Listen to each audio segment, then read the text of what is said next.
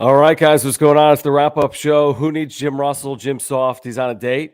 Wally pipped, just like that. Ben Fadden talking Friars with us late night on this Tuesday evening from all the way out east. Actually heading back west, Ben, tomorrow. We'll be out here in San Diego come tomorrow. But, Ben, what a win. Thank you for joining us as well here tonight. We'll get into you do a great job. You're doing a great job with your Talking Friars podcast on YouTube. We can get into that in a moment, but man, this thing was hairy, but a win is a win, and the Padres even this series with the Cubs. And thanks for doing it tonight, man. Yeah, no problem, John. My pleasure. Man, wow.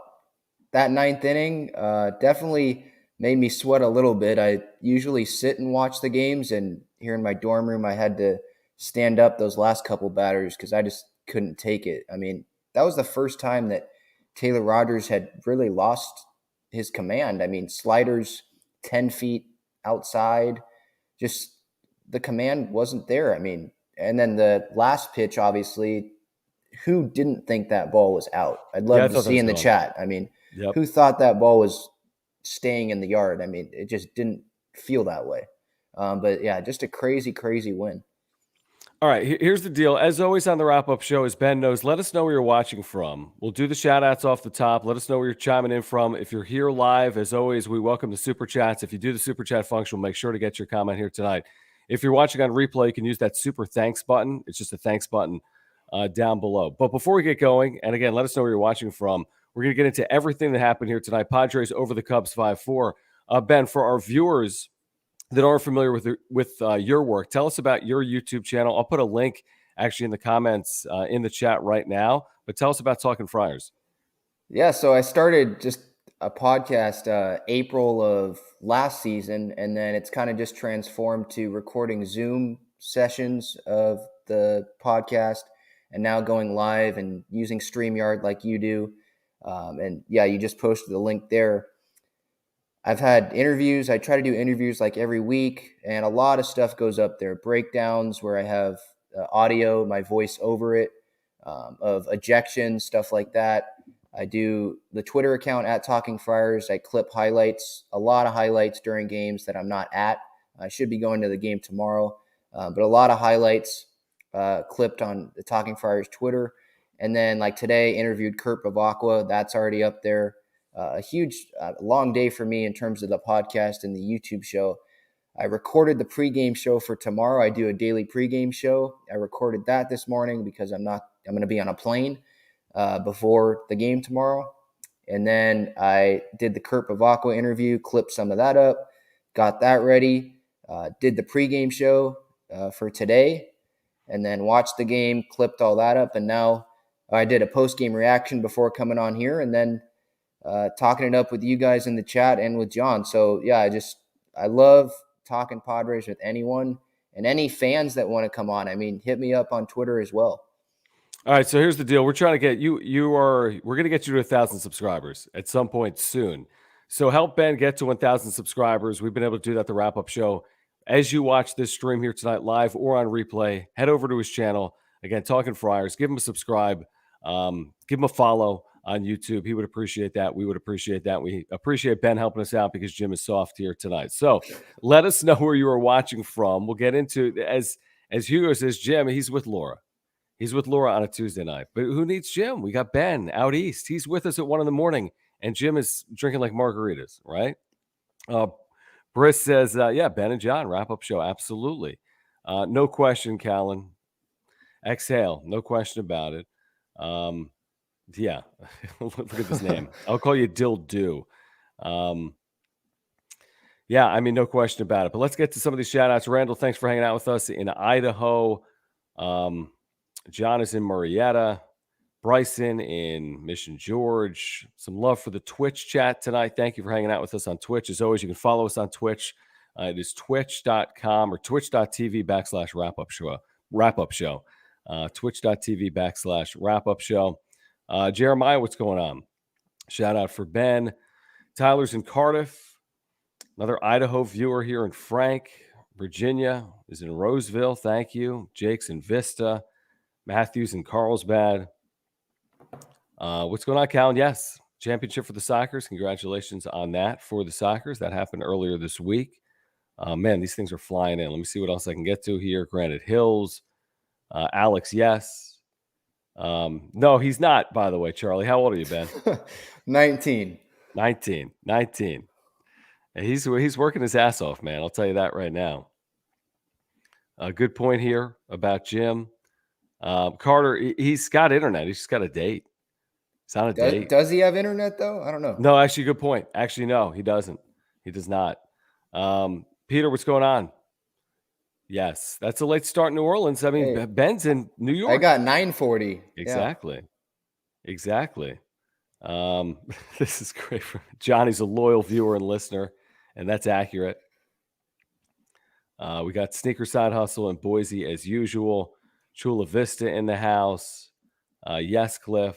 Jim's about to get Wally pipped. A couple of more here before we get into it and tell you about Mark Nimitz, our title sponsor here tonight as well. Carter's in El Centro. We got our buddy Anthony in LA. And these are just flying in. Hold on. Geez. Got a lot of people in the chat already. Chula Vista, Mission Valley. Yes. John, find Ben on Twitter. What's your Twitter handle, John? Ben? At Talking Friars. That's where all the Padres content is. Love it. We got Wyoming in the house. Yuma. Houston. Chula. Any La Mesa? Any La Mesa. Again, if you want to get your comments in, you can always use that super chat function. We'll make sure to get to all the supers tonight. Look at this. Brett's with us in Nuremberg, Germany. Very cool. Wow. Trevor's in LA. Matt's in Escondido. Shout out to Ben here on the streams. Doing a great job. Thank Ben, you. you really do. I mean, I watch a lot of your stuff. You're doing great work. Jaron is in Sacramento. Jim's in Palm Desert. Christian, Chula Vista. What's going on? We should get going. We got a couple. We got Charlie, Sean, Jim, or no, Sean. Sean's from La Mesa. Derek. Very cool. Yeah, Charlie. Yep. Temecula. So we got some La Mesa. We got Mark Nimitz in Poway. Again, we'll get to Mark in a moment. Our title sponsor, Mark, thanks for hanging out with us here tonight. Good to have you as always. Spring Valley, St. George. Like you said, here's some La Mesas rolling in as well. So thank you guys. And we got people all around the state and the city and the country hanging out with us here tonight. Before we get going again, if you're here live, please subscribe. We have year-round Padres content for you, just like Ben does, the Talking Friars podcast on YouTube. Year-round content, hit that subscribe button, hit the notification bell. You'll be notified when we go live. Smash the like button as the Padres hold on for this win. Follow us on Twitter. You just heard Ben's Twitter handle, at John Schaefer, at John and Jim for our radio show as well. Monday through Friday, 3 to 6 on Extra 1360. Before we get going here today, I do want to tell you about Mark Nimitz at Farmers Insurance, our title sponsor. We wouldn't be able to do this. We just wouldn't be able to do it without the support of Mark Nimitz. Auto, home, renters, life insurance, earthquake insurance. Mark is your guy.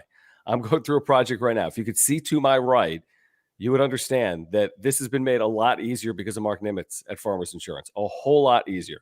So he's got great customer service and communication. If you ever need to place an insurance claim, he's going to help you out. He'll make the process seamless. He can save you $750 on your insurance. $750. That's $60, $70 a month. He can save you right now. If you're a Padres fan, he's a Padres fan. He's a lifelong San Diegan.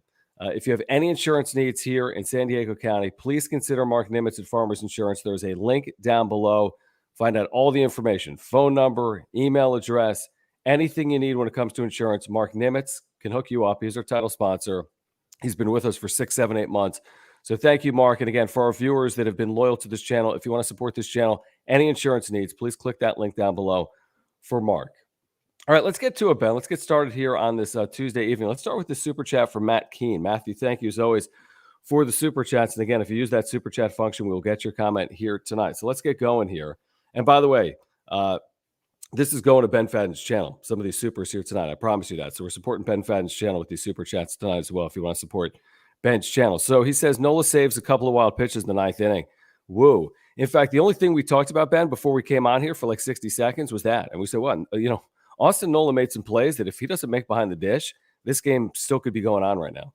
Yeah, and credit to him there in that ninth inning. It did even out because earlier in the game he did make some boneheaded plays. Yeah. So at least he stepped up there in the ninth. That Manny and Haas came through late, and that gave them the lead that provided Rogers with a little bit of room to give up that run on the Hap single. But yeah, Nola came through big there. Yeah, he really did. I mean, you think about this ninth inning. This is the first time all year that Taylor Rogers has been put into a situation where he was pressed like that, and he allows a run and overcomes it. All of this with two outs, say Suzuki off the bench with a base hit up the middle. And then there was a couple of hit by pitches. There were the command issues. Frank Schwindel, if that's how you even say it, was that final batter there, pinch hitting in the top of the ninth inning. And like you said a moment ago, I mean, I think like a lot of the viewers here tonight thought, I mean, I thought it was gone. I mean, so you've seen so many balls at Petco over the years. I mean, flying out to left field like that. I mean, that's a relatively short porch. Again, it's May. It's not July. The ball isn't traveling, as we know in Major League Baseball, like it was maybe in 2020 or even 2021. But I mean, at the end of the day, it's a win, Ben. You know what I mean? I mean, you still win despite the fact that Rogers wasn't his best. You survived that bases loaded spot despite all the offensive issues. They scored 5 runs here tonight. So, like, maybe these aren't pretty, but they're finding ways to win baseball games. Yeah, you're right. I mean, I hate to nitpick. Like, they're winning these games, but it's just not in the cleanest, manner. I mean, Clev pitched good today. The home run wasn't a home run. Azakar should have caught that ball. I think he'll Yep. tell you he should have caught that ball. Nola with the throwing error to third, that can't happen. You got a righty batter, so that makes it harder. There's a reason why you don't try to throw to third with the righty batter. There you go. Um, but again, a win is a win. They came back, and credit to the offense for continuing to fight, and Manny coming through and Haas coming through. I know Haas, he dropped that liner earlier in the game, but he came through late. And so at the end of the night, that's all that matters. I go back to, and again, thank you, Matthew, for that super chat. And here's another comment from Matthew saying he's been watching the Padres since he was a kid in the 70s. When that ball was hit, I had zero reaction to it. LOL. I'm sure a lot of Padres fans felt that way. When I think back at this game, Ben, I mean, think about this first inning where Clevenger's in the second and third one out spot. He gets out of it. I think that's big considering the fact that they just aren't scoring. And when they fall behind, it feels like they've fallen behind by a zillion runs, even if it's one or two. And then bottom of the inning, a 2-out rally led by guys like Will Myers and Luke Voit. I mean, Myers had a 2-out single. Voit had a 2-out walk. They ended up playing 2 runs. Isn't that right? They played 2 runs in the first inning. So, like, considering all those offensive struggles, considering the fact that when the Padres fall behind, it feels as if they're getting tentative or tight. I thought that first inning was huge for both Clevenger on the mound and then for the offense to scratch something across against the Cubs. Yeah, because you're right. When they get behind, it feels, I mean, Jim's been posting this too on Twitter. When they're down 2 or 3-0, it feels like it's 15. And that's just the way that the offense is right now. Going into tonight, they'd scored 3 runs in the last 30 innings. That's unacceptable. That can't happen. But again, credit to the offense and credit to Clevenger. We'll start there, right? Credit to him. Second and third, no outs, gets out of it. The pickle, I mean, don't start on that. I mean, way too many throws on that. But they get out of it, okay. And then the second inning, first and second as well, and he gets out of that jam. He really put them in a great position to probably score more than 2 runs, if we're being honest, at the beginning of that game. Yep. Now, did Wade Miley help with that bases loaded walk to Kim? Yeah. But Will Myers putting the ball in play, I know he's prone to striking out. I wasn't really sure what was going to happen with his first game back, and he hadn't even gone on a rehab assignment. And then same thing with Voit. I know he struck out today, but 2 walks and then a fly out. Weren't really sure what we were going to get out of him. I don't want to be and say like I'm encouraged out of it, but because it's one game. But Myers came through in that first, and that's ended up being a deciding run because they ended up winning by 1. Do you score these games, by the way? At home, I do. I take notes right now. Like I saw you looking down, game. so I thought you might be looking at a scorecard. No, I just have my notebook, just looking at different things that I wrote down. That's funny. I do a Google Doc. I scored every game in 2020 and about half the games in 2021. But it's a labor, as you know. I mean, I love Yeah. scoring games. I absolutely love scoring games. Let's get to another super. Again, we appreciate the super chats here tonight. These supers, by the way, will support Ben Fadden's channel and not Jim's date night with Laura. I can promise you that. Myers, this is from 619 Cam, a loyal viewer here on the wrap-up show. Great to have you with us, Cam, tonight. Myers and Voit was a nice shot in the arm. Offense seems a bit more energized. Good team win except for Azakar or Zokar, and Rogers gets a pass.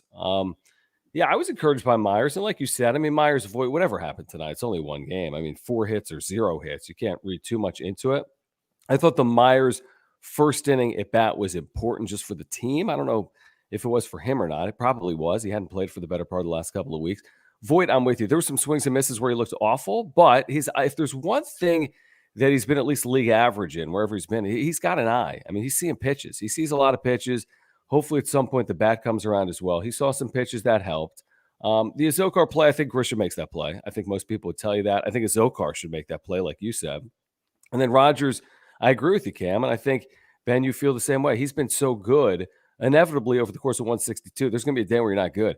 If you're not your best and you still win a game as a closer or still get the save and the team wins the game, that's a pretty good day in the big leagues, because there's a lot of times where closers can't finish a game off and you end up on the wrong side of a result.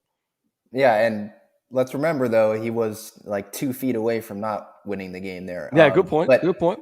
But, there's been 2 instances this year.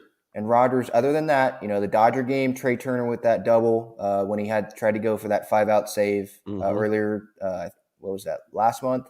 Yeah. And then tonight, 2 instances. The rest, he's been the best reliever in the National League, in my opinion. And I will take that every day.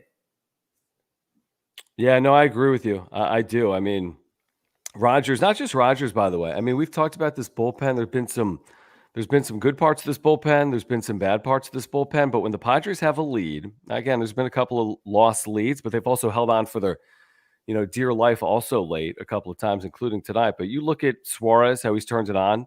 He could be a big part of this team moving forward. You look at the way Jis Garcia has pitched this year, and he has really cemented that 8th inning spot. Could they use some more depth? I mean, could they use Pierce Johnson? Yeah, he's not coming back, unfortunately, for a good amount of time. Could they use Drew Pomeranz? Yeah, it's going to be at least another 30 days, probably more than that. Could they use Denelson Lamet? I mean, that's a whole nother conversation. But the fact of the matter is they've got 3 or 4 guys right now. Steven Wilson, I thought, was effective here tonight as well. So there's probably 4 guys right now in the Bill Charismat, 5 guys. You got a handful of guys, Ben, that are trustworthy. You wish it was a little deeper. But I feel relatively good about the state of the bullpen right now. Relatively good. Yeah, shout out to the bullpen tonight. I mean, I wrote it down before coming on here, not including Rogers, because that was totally different tonight. But Wilson, Suarez, and then Garcia tonight combined for 3 2/3 innings, didn't give up a run, 2 hits, and 5 strikeouts. I mean, they were good today. Yeah. And I feel like every week on my show, I'm, listing how confident I am in each reliever, right? And there's a group of 5 guys pretty much right now, right? Of guys that I would trust if I were Bob Melvin or now Ryan Christensen. And it's Rogers, it's Garcia, it's Suarez, it's Wilson, and then it's Chris Matt. Yeah. Those are the 5. And after that, you saw like yesterday when it was a blowout, or it was, but they knew the game was over, that their offense was not going to come back. You put Stammen, Lamet, and Kerr in. Those aren't the guys. It's obvious the guys that they don't trust. Other than that, those other 5 guys that I named, those are the guys they're going to go to. They had Chris Matt warming up in the 9th inning the other day. So they trust him. Yeah, no, it's a good point. It is a good point. Again, if you're just making your way into the chat here tonight, please make sure to subscribe. This is the wrap-up show with John Schaefer and Jim Russell, but without Jim Russell. We have Ben Fadden in for Jim tonight. Jim on a date with Laura. Ben does a great job with his Talking Friars podcast. Again, we put the link for that podcast and YouTube channel earlier. Make sure to just search for it on YouTube. Easy find, Talking Friars. And again, if you are here live, you can use that super chat function like our buddy Johnny did. If you were here on replay, you can hit that thanks button as well. Please make sure to subscribe. Year-round Padres content for you. We've got that here in the wrap-up show. Smash the like button as well. Follow us on Twitter at John Schaefer. At Jim Russell as Steve. Ben, give me your Twitter handle again. At Talking Friars. That's pretty easy. There's also a link in that profile with the podcast, the YouTube, all the social channels, all of that. I just put the link for Ben's YouTube channel again in the chat. Johnny, thank you again for the super. Thank you for hanging out with us in the wrap-up show. Thank you for listening to us, John and Jim. Weekdays on Extra 1360, you're always with us. And this is a really good question, Ben. So because Ben goes to college or because Ben's a human being, Ben has better internet because he's a human. And Jim is the only person I've ever met in 2022 that has consistent internet issues. Man, yeah, I don't know what's up. I mean, I'm in a different room than I usually have been in because it's my last night here. But and the internet there in that room usually isn't as good as I guess this room. But yeah, I mean, Jim, get it together, dude. Completely get it together. Yeah, I mean, look at this. You got the Padres water bottle. Jim's Yep. wearing like Niners gear. No, he's not. He wears some Padres gear. Let's get to this super from Michael Berlin with the South of the Border super chat. Michael, always appreciate it. Thanks for hanging out with us in the wrap-up show tonight, guys. Yeah, I mean, great point. Thank you for pointing this out, Suarez. I mean, look at that. 2 hits in 5 1/3 innings, no walks, 5 strikeouts. I mean, there's no question. I mean, I don't know if it's about hoping he's figured out. I think right now he's pitching like a really good big league reliever that can help you win games and preserve leads at the back of a bullpen. So let's hope he stays healthy, because I think if he stays healthy, I think clearly he's got the stuff to help this bullpen. And I think the real truth of the matter is, right, you know, we might not want to admit it, but anyone that talks and that are fans, you see someone have a bad outing in the bullpen and you think, oh man, this guy sucks right now. But maybe it's just that one instance, and that sticks out to us because all the other instances are pretty solid. And Michael's chat there shows that. Yeah, no, I think it's a good point. I mean, Suarez, you know, the way it started, you think about what, opening night in Arizona? And I mean, that feels like forever ago, to be honest with you. Even as his first 2 weeks, I mean, you know how relieving it is in the big leagues. I mean, there are some ebbs and flows to this. And just because you have a bad month doesn't mean you're going to have a bad year. I mean, just because you have a bad outing doesn't mean you're not going to have a great year. I mean, every single reliever that's going to make 50 appearances is going to have a bad outing or two. But can you consistently put together like 15 consecutive good outings? And that still remains to be seen with someone like Robert Suarez. And it's going to get more challenging. And this is not the teeth of their schedule, for being honest. I mean, this isn't LA every night. This isn't Milwaukee. This isn't even San Francisco, right? I mean, this is not the teeth of their schedule. But like we've talked a lot about, Ben, I know you have as well. I mean, they're playing teams that they should be beating, and they are beating them. And they didn't do that last year. But that's been a trend here in the first 5 or 6 weeks of the year. Yeah, and that's all we can really hope for right now. That's what they can control. They played the Diamondbacks. They swept the Reds, the season series. That's all they can control. Now, what happens on this road trip, right? You still have tomorrow's game to finish. Nick Martinez on the mound. But this road trip is going to tell us some things, I think. The Atlanta Braves, you got the Phillies, and you got the Giants. And then you come home and you face the Brewers. So it's not like it's going to get easy, right? This was pretty easy. This 15-game stretch I was pointing out on my show plenty of times. It was the Diamondback, or no, not the Diamondbacks. It was the Reds, the Marlins, the Cubs, the Pirates, the Indians, or the Guardians. There you go. You got to win those games. And we'll see what their record is after tomorrow in that 15-game stretch. But I guess also as important is what they do in this upcoming next stretch of games in this road trip. And by the way, I think it's a really good point. By the way, as all of this was happening tonight at Petco Park and the Padres played this back and forth game with the Cubs, it was very losable. It felt like they almost put the Cubs in positions to steal this game, right? We talked about it earlier. Some of the errors, the Zokar play, not an error, but a center fielder in the big league should make that play. The Hosmer play, the Nola throw, that ninth inning. Like it felt as if really, honestly, you play this game 10 times, the Cubs are going to win it more often than not. While this is going on at Petco Park, Blake Snell really threw well tonight. I know it's El Paso, and I know it's a rehab, but he's thrown effectively now for the better part of the last couple of weeks. He's getting stretched out. What did he throw tonight, Ben? 5 innings? 5 innings, 1 earned run, 3 hits, no walks, struck out 7, 59 pitches. Yeah, so, okay, 59 pitches. So we'll see what he looks like when he comes back. But you got to assume at this point, his next start is in the big leagues during that road trip through the Philadelphias and the Atlantas and the San Franciscos. And, we've talked about this for weeks and weeks and weeks. It's a good thing. Over 162, the way baseball is today with pitch counts and inning limits, you'd rather have 7 starters than 5 starters, or 7 starters than 6 starters. So it'll be interesting to see what they do. Gore's going to be on an innings limit this year. Is he going down? Is someone going to the bullpen? Are you going to stick with the 6-man rotation? What's your hunch come next week when they probably have to make some decision when Blake Snell is activated? It's a decision that I would love to not have to make, and I'm glad I don't have to make it. I would think that it's Gore that would be sent down just because of a numbers game, or you put Gore in the bullpen and you just send Lamet down. I think he has a couple more options left. Right. I had an episode on my show where I laid out some scenarios, a 6-man rotation and then 3 5-man rotations. And a couple of those 5-man rotation configurations that I made up where you had all 7 starters. And you had Darvish, you had Minaya, you had Musgrove, and then you had Clevenger, and then have someone else piggyback him. I think I had Gore piggyback him, the left-right combination, and then I had Snell game the 5th day, and then you have Martinez piggyback him. And while Snell 59 pitches tonight, so Tuesday in Philadelphia when he's probably going to have that first start this year in the big leagues, he goes 70, 75 pitches, and then you can have Martinez go. He's totally built up. Talk about saving the bullpen right there, right? Yeah. So I'd like that, but I think that in terms of Gore's development, they probably send him down. But I don't want to take him away from Ruben Niebla. Yeah, I would agree with that. I don't hate the piggybacking idea. My only issue with piggybacking, I think you do it short term. I don't think it's sustainable because once you get guys built up, like let's say, and maybe Blake Snell's not a good example because he doesn't throw a lot of innings historically, at least in a Padres uniform. But like, let's say you got someone built up like Clevenger or Snell, and then they go 6 or 7 innings.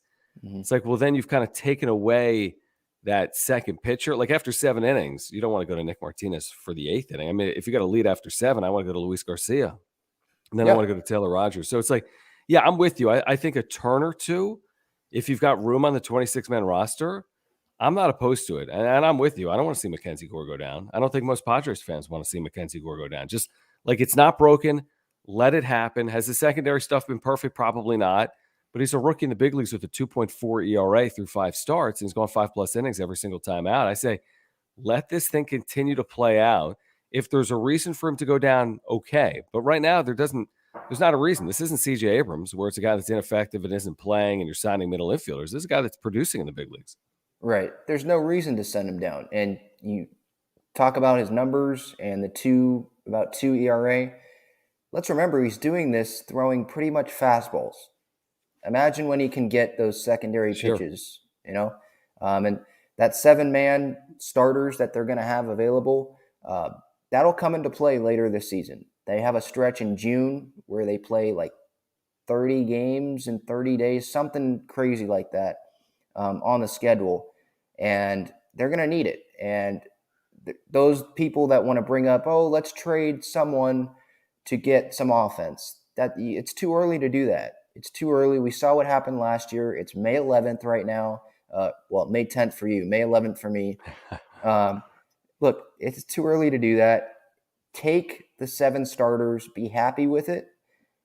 If there's something down the line where a trade matches and Snell is proving to you that he can go more than 5 innings and he can stay healthy, if Clevenger stays healthy, okay, then maybe we can have a conversation. But right now, it's too early. Do you know the answer to this question? I've seen it's come up a couple times in the chat. If Tatis was not in the dugout tonight in San Diego, Tom is asking John, is Tatis in Peoria? I haven't seen him with the squad. I mean, that would make sense, especially if he's going from a fielding regiment to potentially some type of hitting regiment. He's 4 weeks out, literally 4 weeks from today. It's right around that, 28 days away from at least being eligible to be activated. That doesn't mean he'll be activated June 7th. It could be July 7th. It could be August 7th, obviously. But, I mean, he's eligible, Ben, in 28 days. Right. I mean, I tweeted about it today. A lot of people kind of snap back at it saying, let's be realistic. He hasn't even swung a bat. It doesn't seem like he could be available June 7th. Have you heard anything about where Tatis is? And in your head, and again, we're not doctors and we have no idea what their internal plans are, but we know with Tatis, he's going to be itching to play. Do you feel as if it'll be closer to June 7th than, let's say, July 7th for Tatis? Yes, of course. Yes, I Yeah. think so. I mean, the way that he's moving, swinging a bat, look, that's obviously a big thing with the wrist. In terms of Tom's question, I thought I saw him on Sunday or some point during this homestand, but no, I did not see him tonight. Yeah. So probably Peoria. But yeah, I think June he returns. If Myers didn't need any rehab assignment, you're telling me Tatis needs an extended one? I agree with you. I don't really think so. So Everyone, we've done this for years, Ben. At least I have on the radio. It's like I don't doubt him, but people question, like, oh, Tatis in the shoulder, oh, Tatis in the year before he made the big league roster, he missed half season.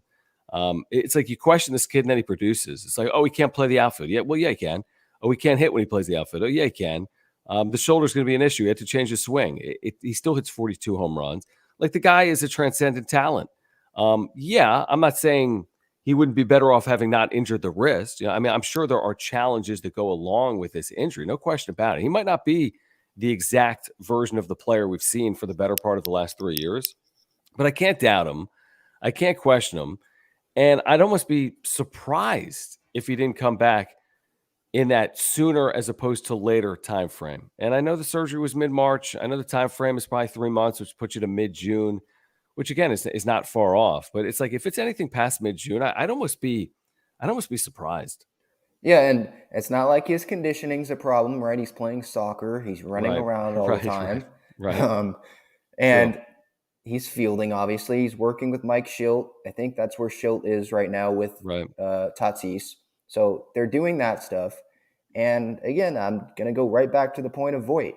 Voit struck out 9 times in a row in El Paso, and they said, nope, we're going to put him right in the lineup.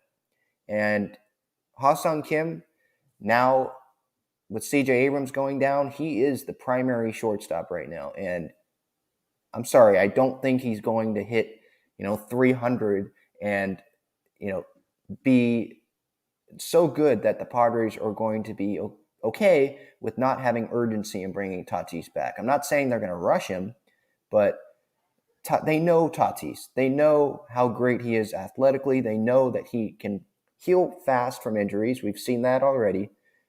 And when Myers doesn't need a rehab assignment, no knock on him, but he's not Tatis.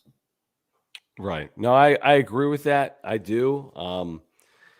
Yeah, I mean, I'm crossing my fingers. I see some people commenting about Tatis here tonight, saying maybe it was a blessing in disguise. I see Pedro saying that. It's hard with a player like that. I just want to see him on the field. I mean, hopefully his shoulder has improved from where it was a year ago. I think that's a fair point. But like this guy is so impactful, and is so dynamic and is so electric. It's hard to be as anemic as they were even over a 3-day stretch when Tatis is in the lineup. Now he's had week or two long week stretches in his career where he hasn't hit. It's true. But he's also had 3-game stretches, Ben, like Dodger Stadium, where he's hit like 5 home runs. So a player like that, and he impacts the game in so many ways, whether it's defensively, and he's had some ups and downs defensively, but on the bases, we've seen what he can do. Just the electricity he brings to a team with anything he does over the course of 9 innings. Like that's the thing. There's these intangibles with Tatis that go beyond a 956 career OPS, where you just know that when he comes back, I'm not saying it's going to be the best offense in baseball. It's not the Dodgers offense with Tatis. They still could use help with Tatis and with Myers and with Voit and with Cronenworth, even if these guys all, perform better. But I think it means everything. I really do. I'm not saying it fixes everything, but I think Tatis getting back will ultimately mean everything for their 2022 aspirations. Yeah, and look, there's obviously still going to be holes in the lineup when Tatis returns. That's obvious. But you make a good point. When you look at the lineup, let's say Tatis leads off because they don't have a I think he leadoff. will. They don't have a leadoff hitter right now. You put him leading off, he's a righty. You put Jake hitting second, he's a lefty. You have Manny hitting third, he's a righty. Haas continues, he's hitting fourth, he's a lefty. Look, you keep going down the line. That left-right thing that managers love to do nowadays, it's fitting in perfectly.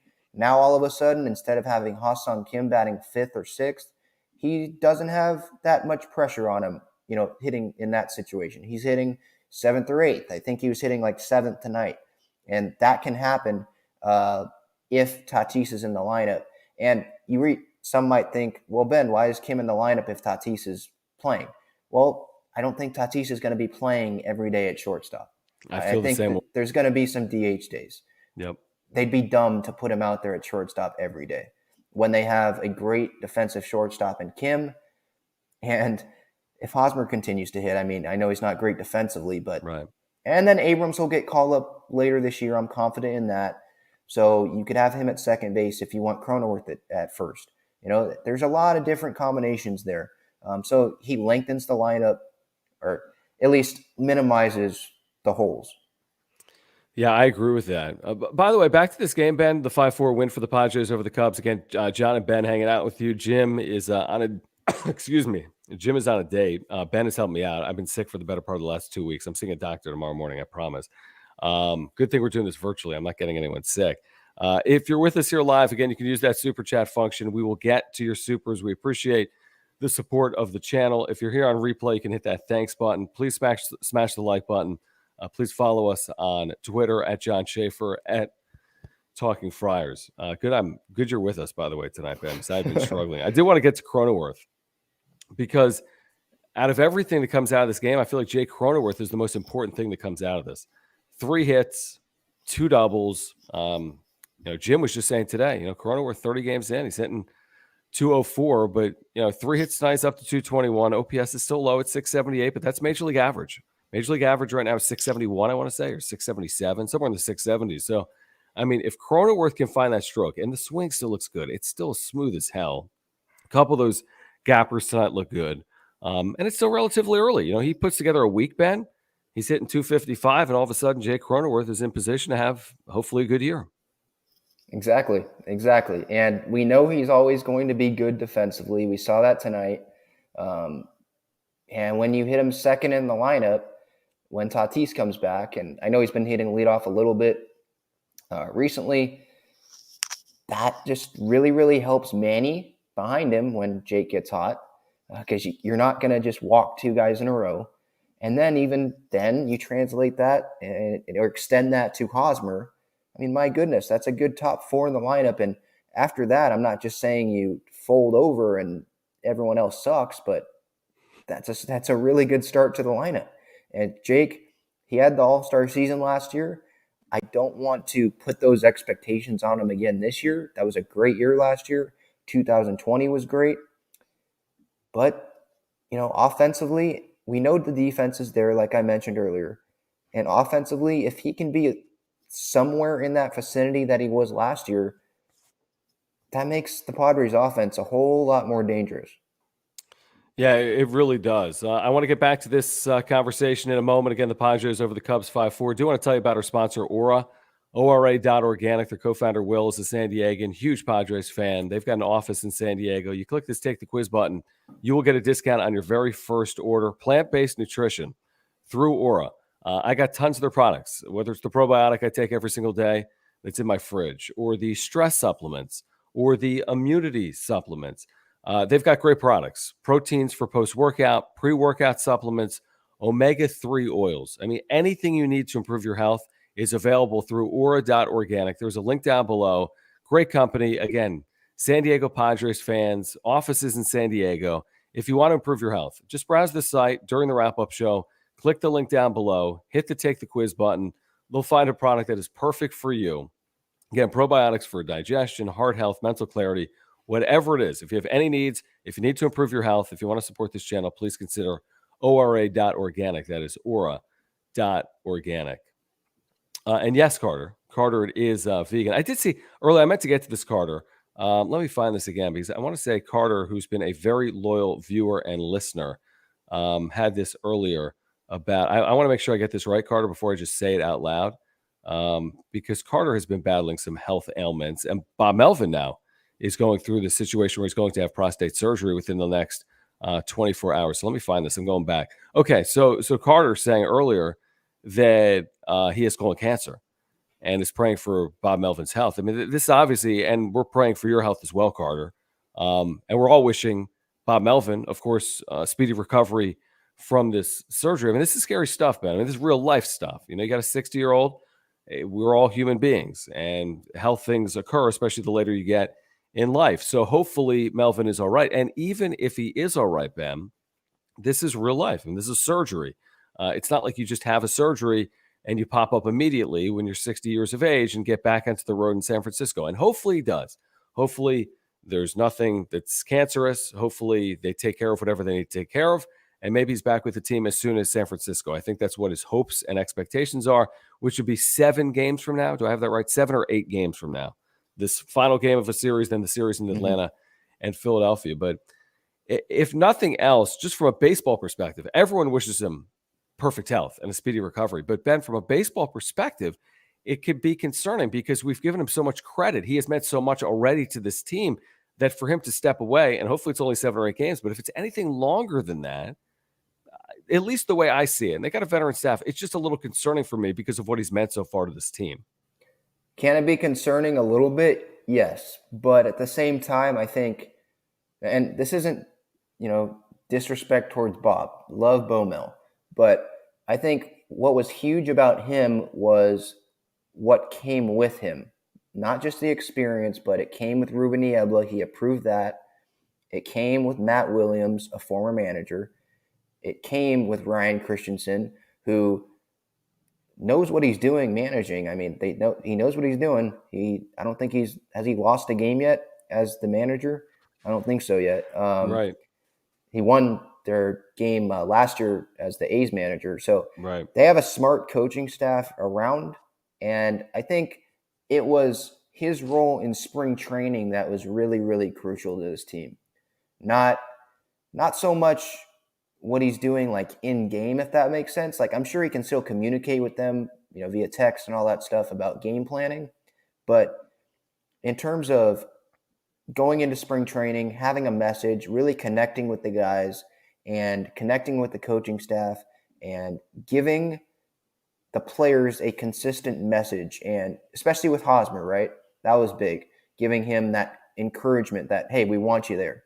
It felt like for me, his big role was at the start of the season and going into the season, and his big role will continue when he comes back, but I think they can hold on, for a week, couple weeks, however long it takes, because he's already started the process, of making that really good, staff and really good impression on these players and the fans, to be honest. Yeah, I agree with you, and I'm with Alex, who's a loyal viewer here on the wrap up show. I mean, I think it could be kind of a shot in the arm when he returns, and I think they can be playing for him while he's gone as well. I think it's kind of motivational when someone's going through something that you're close to and it's health related to kind of focus a little differently. And obviously, Bob Melvin has meant a lot to his players wherever he's been. Seattle, Arizona. Obviously in Oakland with the job he did, and you could tell. I mean, it's such a short period of time. He had the lockout, shortened camp, and this team is in the corner of Bob Melvin. We said this all the time last year, Ben. I know you listened sometimes to the wrap-up show on Extra 1360 last year. I think that's when we first crossed paths. And I mean, they wouldn't even mention Jace Tingler by name. And again, I almost feel a little bit, you feel bad for Jace Tingler in that spot. He was set up a little bit to fail, especially when there was some adversity, I think, in his second year. But it's completely different. It's like they go out of their way right now to compliment Bob Melvin's managerial ability. And it's like they know that they hit lightning. It feels like they know that it's the right place and the right time. What are the odds that the San Diego Padres in 2022 have Bob Melvin as their manager? Who would have said that 2, 4, 6 years ago? Nobody would have ever envisioned that. If anything, I would have thought he'd be like the New York Yankees manager, honestly, because they took runs at him a couple of times. So, I think they realize collectively that they're in a moment in time where they're somewhat fortunate to have this manager here right now, that I think it is a little bit of a night and day. Again, is it worth 20 wins? Does it mean they win the division? I have no idea. Probably not. But does it mean that they're going to be better than they were a year ago? Seemingly, the answer for me would be yes.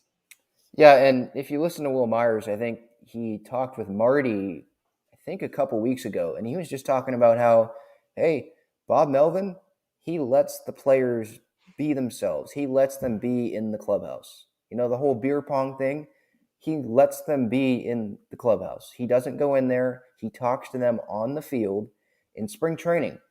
There were reports, and I think Dennis Lynn wrote that he did not talk to guys in the office. He was talking to them out on the field. And that's where the conversations happened. It wasn't come in my office and make it an uncomfortable situation probably if I were a player. But if you're talking to me on the field, I don't know, that just feels like a better place to do that. And I think that goes a long way. Now, when you're standing in the box and you have Walker Buehler 60 feet away, does that do anything? Okay, no, you're reacting to a pitch. But in terms of how they get along, the communication between the players and the coaching staff, that goes a long way from what it seems like Jace did and what Andy Green was doing in the past. I agree with you. Let's get to another super chat here. We appreciate the supers. Thank you, Pedro. Thank you for your support of this channel, supporting Ben Fadden's channel tonight as well, Talking Friars. If you haven't checked that out, make sure to do so. While you're here on YouTube, you can search for his channel, Talking Friars. Make sure to subscribe. He's got great Padres content for you as well. Pedro is saying, any East Coast bias news, Ben, any East Coast bias news Ben hears on talk radio that can be a viable trade piece. I've always liked Judge, and Yankees need pitching. All right, you probably listen to. Do you listen at all to WFAN? You spend so much time. I was in their studios once earlier this semester. I sat in on one of their late night shows. So I do listen to that. I listen to the Michael Kay show a little bit. Yeah. And what I can say about that is Judge is not going anywhere. He just hit a walk-off home run tonight against the Blue Jays. That's not happening. So sorry. What I've been hearing is Joey Gallo, I mean, Yankee fans, they would be okay trading him and getting back someone, whether that's Dinelson Lamet, getting someone back. And Joey Gallo, I don't know how much he'd help the team right now. He's hitting 183. How many strikeouts does he have? He's a free agent at the end of the year, so it's not like you have a bunch of control out of him. I know AJ tried to get him last year from Texas, but they didn't want to give up Hassel. He's had 71 at-bats, 13 hits, and he has 31 strikeouts, 11 walks. So it's not pretty. Not great. It's not pretty. This is who he is, though. Yep. But, yeah, it's not pretty. I don't think Joey Gallo would be that much of a fit with the Padres. But in terms of the Yankees, that seems like the guy. I mean, Aaron Hicks isn't doing so great either, but Judge is not going anywhere. None of, Nestor Cortez is doing great. He's not going anywhere. Michael King in the bullpen, he's not going anywhere. That's not going to happen. So I guess Gallo would be the focus. I think the Yankees might want to try to get rid of Hicks's contract a little bit, but then why would the Padres be interested in that? So, right. Yeah, it's a good breakdown. I appreciate that. I feel like Gallo's kind of like a rich man's Luke Voit at this point. It's like I think you get more production, even though you know what you're signing up for. You're signing up for swings and misses, good plate discipline. Otherwise, he'll walk and he'll run into some balls. I mean, we figured Luke Voit would run into some balls, and we're getting to the point where like it's going to have to happen at some point. Otherwise, I mean, it's kind of weird to have a DH that's going to hit like 5 home runs. I mean, that's crazy to think about that, and that's not honestly. As bad as it's been for Voit, and you know this, Ben, you're 1 week away from 5 home runs. He's, you know what I mean? You run into 1, it could be 2. He's 1 day away from a 2 home run game. I mean, I'm saying this, and listen, I've been critical of Luke Voit, but as bad as he's been, I'd be very surprised if it continued all year. I mean, I think he's completely lost. Some part of him is completely lost. The breaking pitches, he did not look good on. I still think he's got a little bit of an eye. He's been able to walk. But this can't continue all year. I mean, you can't work at this all year and not hit, right? I mean, that doesn't make any sense. That's what you think, but that's what you think. Yeah. Are the breaking balls just going to vanish? No, that people are going to continue. Oh, that's all he'll get. Yep. That's all he's going to get. Yep. And does he have a good eye? Yeah. But there's still some, Pitching Ninja and people on Twitter, they always have these clips of these breaking balls that look like they're strikes and they're not. And that's where Voigt's gotten into trouble. There's been some breaking balls that are like up and in it that he swings at and swings and misses. So different pitchers will throw their breaking balls in different places. So it's not like he can attack okay, breaking ball low and away, I'm just not going to swing at that pitch. If I strike out Yeah. looking, I strike out looking. No, there's other pitchers that can put it somewhere else. So, look, can he hit a home run? Yes, but I think it's going to have to be on a fastball because the breaking ball, he's not doing anything off of it right now. Right. I've said multiple times on the show, I'm a big Bryce Harper guy for anyone that knows me personally. I've watched his at-bats since he debuted, and if you look from the Nationals at-bats, it was leg kicks all the time. Now with the Phillies, it's leg kicks, still a violent swing, but with 2 strikes, it's a violent swing with the toe tap. And when you have a toe tap, your head stays. You're not moving the head. With Luke Voit, with the leg kick, and with everyone, your head's moving a ton. And then you add in how much break is on these pitchers now. That makes it hard to hit. And so I recommend him. I'm not Michael Berdard, but I recommend him to have a toe tap and try implementing that somewhere with 2 strikes, 1 pitch a game, whatever. Just try something because it's not working right now. Yeah. No, you're right. I mean, it's gotta be reinvented. And it's hard to do that at the big league level in the midst of a season, to be honest with you. I mean, you're gonna take your lumps doing that. And he's taking lumps here in 2022. For the final handful of minutes we're here, I mean, just in general, chat, I mean, what is your level of concern with this offense? I'll ask it for Ben. I mean, on the road trip, they scored. They weren't playing good teams. They're still not playing great teams. They're not facing great pitching. I thought the Marlins pitching was good. I think Marlins pitching is, top 30% pitching probably in this league. And they didn't score. But tonight they did score 5 runs.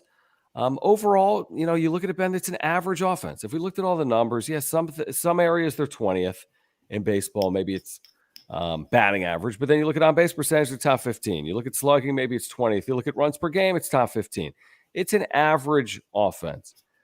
There's some awful offenses in baseball this year. We know offensive production in general is down. So here we are. Myers is back. Voit is back. Tatis will return. You and I agree at some point in the month of June.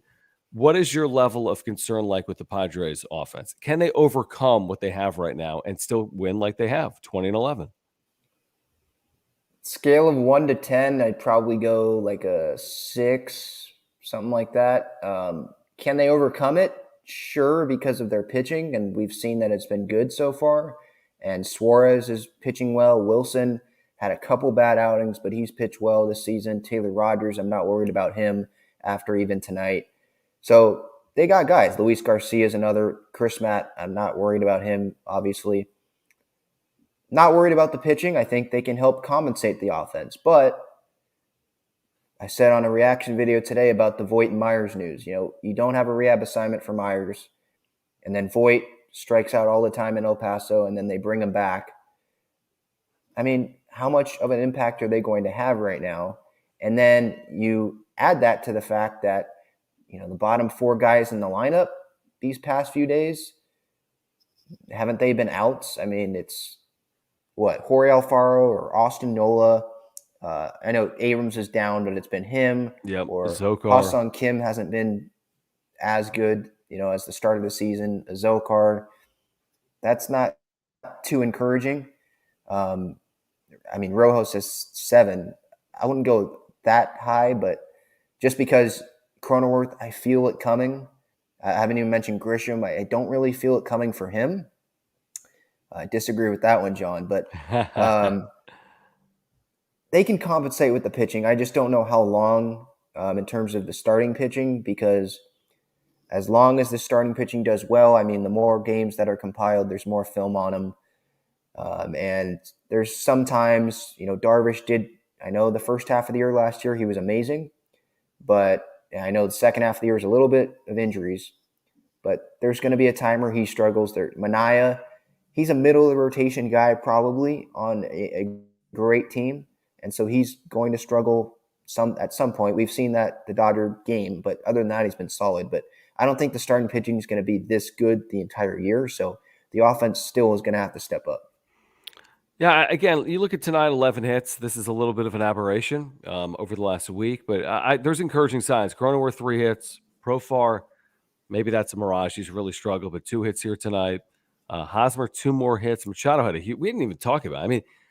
the Padres coming through in the manner in which they did. I mean, they were kind of left for dead in that sixth inning. Austin Nola pop-up slide is ruled out on replay. Absolutely despise the usage of replay in that spot. And, I'm 41. Ben, you're a lot younger. You've grown up a little bit now with replay. It's been around for 7 or 8 years. So you've seen it. That's not the intent of replay. I know it because I grew up with this game, and it doesn't make any sense. He's safe. He's only popping up because it's the safe slide to do. What do you want to do? What do you want him to do? Honestly, you want him to slide in hands first and break something? You want him to try to hold on to the bag and get some infielder injured? What is he supposed to do there? The pop-up slide is for everyone's safety. So what if he comes off the base for a split second? That's stupid. I mean, I get it. Was he technically tagged out? Yeah. But baseball was not played this way. Just like how we used to have the phantom play where you step over second. It was still an out. The infielder got to second before the runner got to second. I don't care if the guy touches it or not. He's leaving the base because he's protecting himself, and it's for the safety of the runner as well. And so we've gotten so granular and finite with these replay decisions. It's like we can't replay check swings. It's completely – the umpires are horrific. We can't replay balls and strikes, but we're going to replay pop-up slides? Yeah. So exactly. I hated that. So that's my tangent. And then this inning is like they did everything they could, the Cubs did, to prevent the Padres from scoring. Like there's hard hit balls, but they're off mitts, and they don't leave the infield. And like, oh, there's still 2 outs. And then Machado delivers. And like he has time and time again, a huge base hit, Eric Hosmer, an infield hit, but he delivers. So that 6th inning where like nothing is going the way of the Padres. They're struggling to score runs. The Cubs have gotten even twice in this game in ridiculous fashion. The Azokar play, the Nola ball thrown down the left field line. And then Manny Machado does what great players do. He says, forget it all. I'll come through in a 2-out tough spot. And that's what he did. And the game was won in that inning by the Padres. Yep. And it was still almost lost, but yeah, it was won. And in that 6th inning, I mean, you talk about the replay that was a double by Nola. Cronenworth doubled right after that. That would have scored a run there. Correct. And they should score like 5 runs in that inning. That would have made it a whole lot easier on Rodgers, I think. And obviously they wouldn't have – I mean, because of the result, they would have won by 2 then instead of 1. But maybe that double would have opened it up. It wouldn't have been – they wouldn't have had that 1 extra out or they would have had an extra out instead of having that out to start off the inning there. And who knows what happens after that. You might make it a whole lot easier on Taylor Rodgers. And then what are the Cubs doing? I see this in baseball, by the way. The teams will challenge the final play of a game because they've lost. So what's there to lose? So the play is made and left by Profar on the warning track. David Ross challenges the result of the play, which was what? The ball was caught. I mean, what's the challenge? Did you see the challenge, Ben, or not? Fan interference. That's the only thing. Break. I mean, again, what's the spirit here of the game? Well, like, what are we trying to accomplish when we are able to challenge pop-up slides, when we are able to challenge the final out of the game? You lost the baseball game. You lost. Like, it's fair and square. It's May 10th. Like, dude, the game's over. What, you want to take a lead? You want to take a lead on a grand slam because of because someone – give me a break. Right? And then how about last night? How about last night? It wasn't a replay, but okay, Kyle Hendricks, I know that he's battling, right? And he's probably done, but you're up 6-0. He's gone 8 2/3 innings, and let's make a pitching change for the final out. Like, it's just some of that little stuff. Like, the Cubs aren't going anywhere this year, I don't think. And yes, I guess your job is to try to win in any situation that you can, but it's not like Profar robbed a home run and there were fan interference or whatever. And a fan popped it into his glove or something. Like, it was a fly ball to the warning track. He got under it, and it was 2 feet from the wall. Okay, the game's over. Yeah, like a couple of chatters or comments in the chat saying they thought it hit the wall first. I mean, who did? You know what I mean? Like, the ball hit the wall before it was caught tonight? Like, right? I mean, we all watched this play. I mean, it was. I don't know how it could hit the wall when it was so high in the air. Like, right. I mean, yeah. So anyway, that's just my I knew that was going to happen when I watched him slide and I watched that tag. And by the way, the tags are done intentionally. The forceful tag is done with the intent to just get someone off balance. It's so stupid. Like, this there are some things that need to be fixed. I mean, I've watched this game my entire life. This is my first love, this sport. But we're taking the sport and we're doing some things that are not what is necessary. I mean, these are not the things that fix this sport, like challenging pop-up. Take pop-up slides out of challengeable plays. That's a safety mechanism. That's the reason it's done. And again, I could go off on this for forever. Replays are supposed to be for like safe out calls. Yes. And are you allowed to replay if a ball is fair or foul? You're allowed to replay that, right? I don't even remember anymore. I think the answer is yes. Is that? But then where do they place the runner? But that's what it's supposed to be. Right. It's not supposed to be a pop-up slide when Nola hit a double off the pitcher and oh no, he's out when he was safe, like because he popped off the bag, like. Yeah, Alex brings up a great point. You can't challenge this. This is where they've gotten it so wrong. It's like the people that create the rules for baseball aren't even watching baseball. They're not even baseball fans. Hosmer immediately was spot on here. Hosmer immediately pointed at Contreras because he held up Cronenworth. He did everything he could to not get out of the way of Cronenworth's throw. By the way, I think the throw is going to be late. Doesn't matter.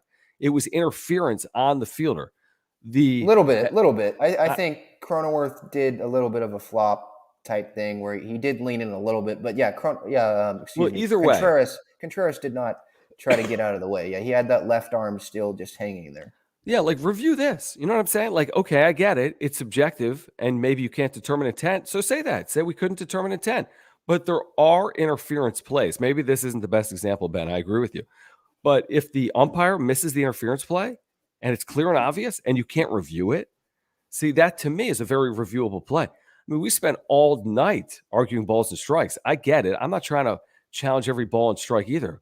But when you see pitches 7.5 inches off a plate called a strike, or a pitch right down the middle called a ball, no, but that's not reviewable under any circumstance. But a pop-up slide is. I feel like they've gotten it a little backwards, I guess, is how I see it. And then add in, I was talking to Kurt Bavakwa today about umpiring and how the strike zone that we see on our screen is not the same that the umpires get graded on. Right. So the Kyle Schwarber, when he was slamming his helmet a couple weeks ago on Sunday Night Baseball, that call was actually right, according to, I guess, the report. That's what Joe West was saying because Angel Hernandez told him. Some of the stuff just does not make sense. Is it that hard? I know this hasn't anything to do with replay, but is it that hard to have Major League Baseball and the umpires send the strike zone to ESPN and Bally Sports and just put it on the screen the way that it's supposed to be? Why do they have to have different strike zones? Just making things complicated when it doesn't need to be. I'm with you. Well said. And yes, marine layer, cooler temperatures. It was actually a pretty nice day. I don't know what it was like down there tonight, but that's always a factor at Petco Park. It might have been a difference between that ball getting out. If this is a daytime game, that ball probably gets out. If it's 70 degrees and it's daytime, that ball's getting out. Well, Sunday, we had Ha-Seong Kim almost hit a home run down the left field corner. Right. And now it's the Cubs' turn.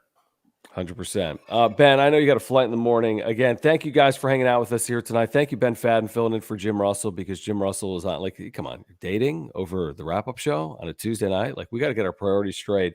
We do want to remind you, again, you can support this channel in a number of different ways. We appreciate all those super chats. If you're watching on replay, you can hit that thanks button as well. We have a merch page. If you want wrap-up show merch, we have that. You can click the link down below. We have a merch page, wrap-up show stuff, John and Jim stuff, reach around show stuff, all types of stuff. I think Alex earlier today got a mug. So Alex, thanks for sharing that on social media. As you get your merchandise, make sure to share it on social media. There's a link down below for that. Also, the final shameless plug. Final day to vote for John and Jim in the Best of UT Readers Poll is today. Final day. I think final minutes probably here on the West Coast. You probably can't even vote anymore on the East Coast because now it's May 11th. There's a link down below. Jim and I are nominated for a couple of things. Best Sports Talk Show. I don't even know what the hell we're nominated for, to be honest with you. But if you click the link down below, we appreciate the support of our radio show. Also, please subscribe. We have year-round Padres content. Please check out Talking Friars with Ben Fadden. He's got year-round Padres content. Hit the subscribe button on his page as well. Smash the like button here tonight. Follow us on Twitter at Talking Friars for Ben, at John Schaefer, at Jim Russell SD. Don't follow Jim because he's not even here tonight. At John and Jim on Twitter as well. Ben, dude, thank you. Okay, you got a 9 a.m. flight. It's 2:07 Eastern. You got a 9 a.m. flight out of where? LaGuardia? JFK. Jesus. And then you'll get in, I'm thinking around 11 or noon Pacific, and then you're going to head to Petco Park? Yep, that's what my mom said. Yeah. I love it, dude. All right, well, we're going to be there. Now, we can only be there till about 2 o'clock because we have our radio show. So DM me if you're there by, 1:30 or so. I got to get some of that merch, too. I have not done that yet. That's my light, actually. We'll get you. We'll take care of you, dude. I'll take care of you on some merch. Thanks for doing it, man. Really appreciate it. Again, our viewers, thank you. Thanks to everyone in the chat. Yeah, that was fun. That was fun. Was it pretty tonight? No, probably not. I argue with this about Jim all the time. Well, Taylor Rogers struggled. Well, they won. They're 20-11. It's the big leagues.